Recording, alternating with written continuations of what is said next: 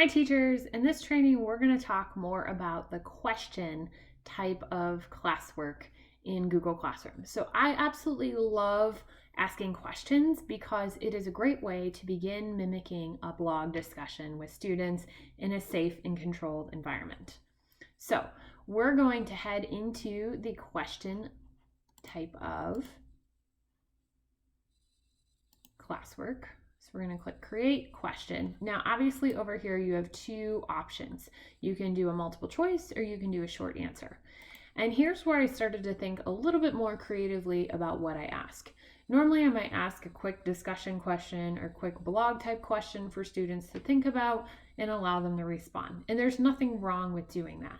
But you can also incorporate other sites into this or allow students to then submit links of things that they've created as opposed to just adding information to a text box.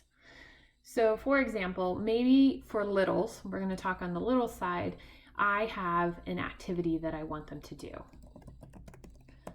Play the game. We're just going to call it play the game.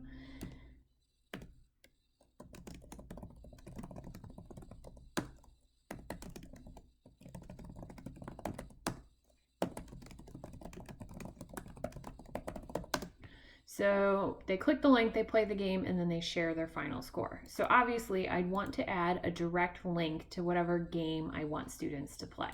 So here I'm going to have them play Jet Ski Edition from Math Playground. Now obviously before I add games, I want to make sure that these games are 100% free and students aren't going to find weird issues when they're playing the game. So I suggest trying to play this game on multiple devices that you have just to make sure that it really works.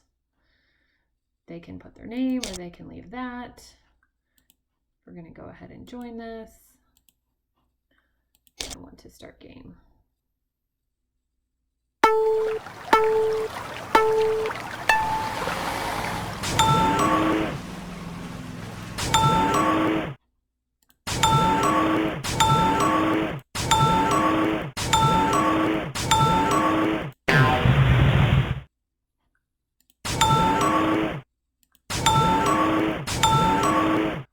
Okay, so I've gotten to the end of the game.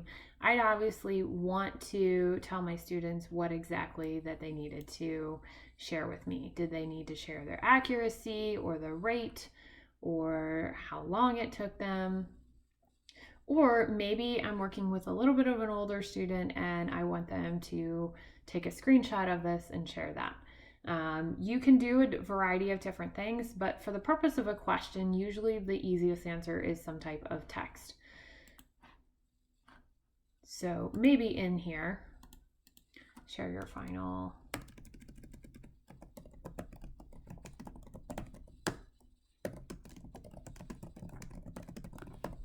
So I'm going to leave this as a short answer, so then students can type in whatever number that they need. I'm going to turn this to ungraded, or maybe I'm making it worth 1 point or so. Down here on the bottom, I want to make sure that I uncheck students can reply to each other. So if I'm having students input a final score, I don't want anyone else to see this. I do want students to be able to edit their answer because the number of students who will accidentally put in the wrong thing is a lot.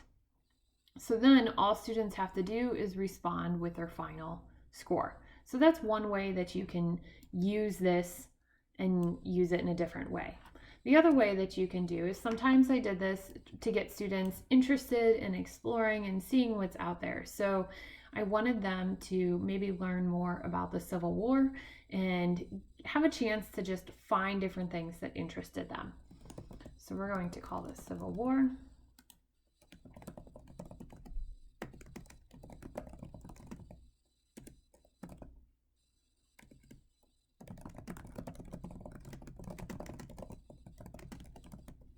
Maybe I only want them to locate one.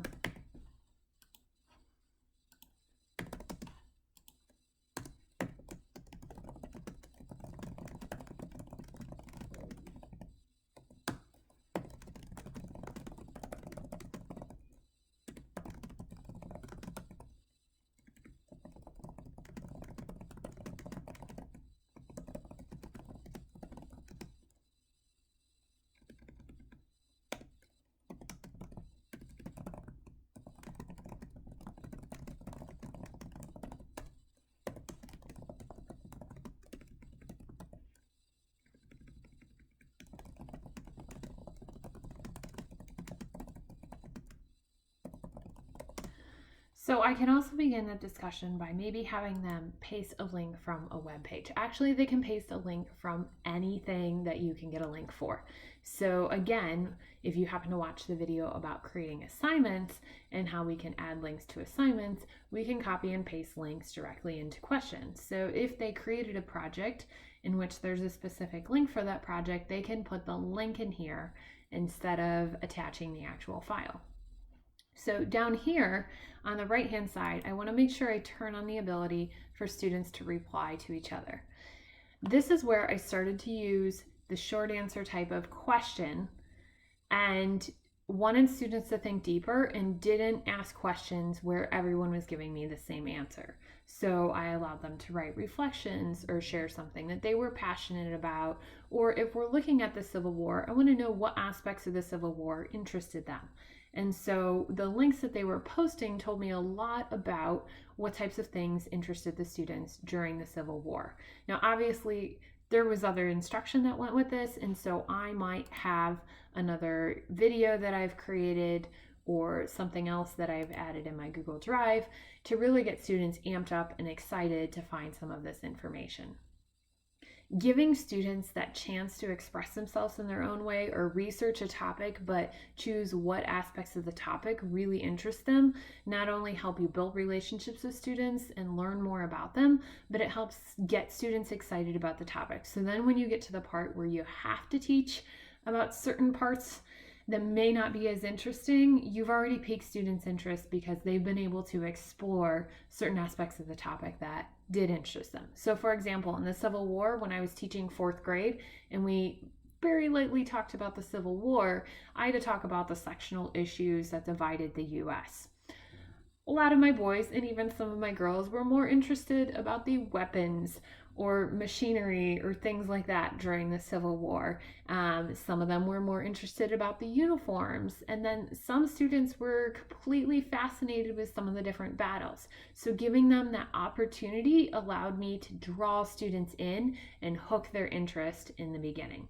So keep in mind when you're asking questions, you can keep it simple and let students express themselves. The other thing that you can do is multiple choice. And this is great for littles or students where you need something very simple from them. And instead of having to worry about them marking an assignment as done, if you create a multiple choice where they maybe play a game,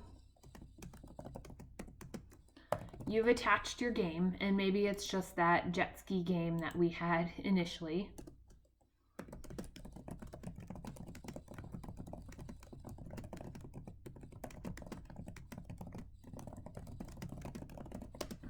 They come up here.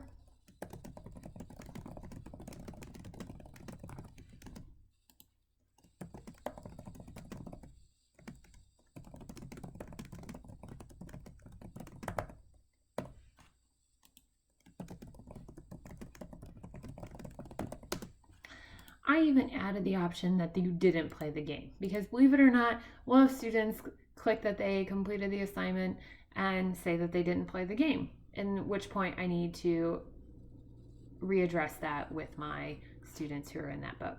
The other cool thing here and in your assignment is if you're working with littles, you can also add emojis, or really working with any students, you can add emojis. So maybe you have a thumbs up for I played the game and had fun, played the game and didn't like it. Maybe you have a frowning face or something. Let's see.